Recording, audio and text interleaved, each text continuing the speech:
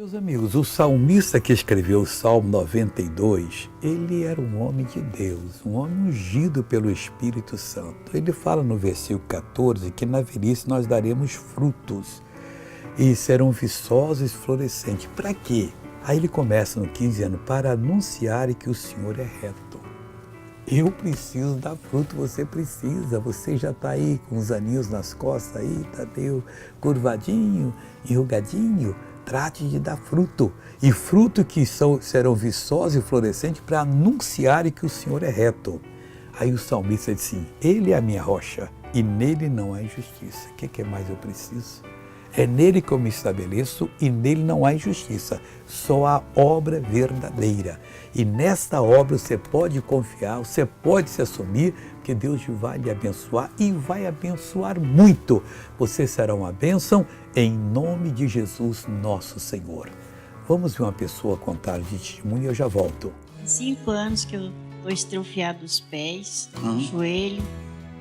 Tenho muita dor no corpo, nos seios, mas estou sentindo melhor agora. Está sentindo melhor? Já pode mexer com o pé mais livre? Estou melhorando. Está melhorando? Para andar, como é que Me é? arrastando.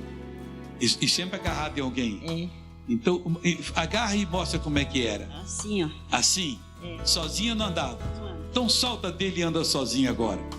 Solta e anda. Vai, em nome de Jesus. Caminhando eu vou para Canaã.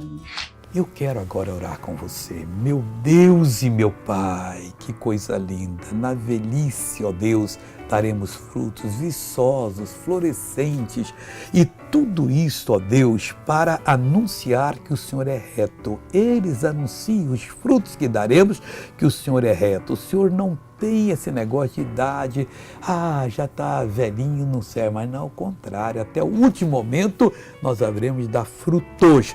E diz aqui que tu és a nossa rocha e em ti não há injustiça. Pois eu creio nisso, eu abençoo essa pessoa e digo, mal saia dela, em nome de Jesus Cristo. E amém.